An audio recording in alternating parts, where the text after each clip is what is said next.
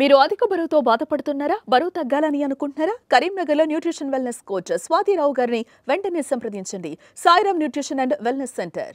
జమ్మూ కశ్మీర్లో ఉగ్రదాడిపై ప్రధాని మోదీ సీరియస్ గా ఉన్నారు. బీహార్ మధుబనిలో జాతీయ పంచాయతీ రాజ్ దినోత్సవం సందర్భంగా బహిరంగ సభలో పాల్గొన్న ప్రధాని మౌనం పాటించి మృతులకు నివాళులర్పించారు. పహల్గాం ఉగ్రదాడిని ప్రధాని మోదీ తీవ్రంగా ఖండించారు.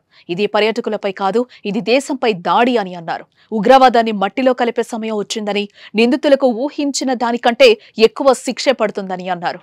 ఉగ్రవాదులను వదిలిపెట్టేది లేదంటూ వెంటపడి వేటాడి మట్టిలో కలిపేస్తామని వార్నింగే ఇచ్చారు. ఉగ్రవాదుల చేతిలో ప్రాణాలు కోల్పోయిన వారికి దేశమంతా నివాళులర్పిస్తోందని అన్నారు. ఈ విషయంలో దేశ ప్రజలకు హామీ ఇస్తున్నా ప్రతీకారం తీర్చుకుని తీర్తామని అన్నారు.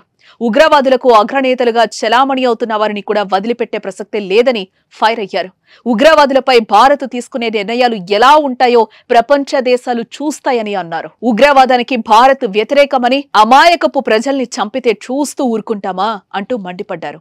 ఉగ్రవాదంపై భారత్ తీసుకునే నిర్ణయాలు ఊహించలేనంతగా ఉంటాయన్న ప్రధాని మృతుల కుటుంబాలకు అండగా ఉంటామని కూడా ఆయన భరోసాను కల్పించారు.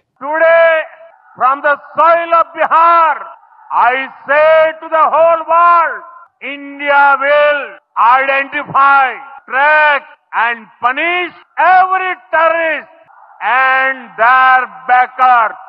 We will pursue them to the ends of the earth. India's spirit will never be broken by terrorism. Terrorism will not go unpunished. Every effort will be made to ensure that justice is done. The entire nation is firm in this resolve.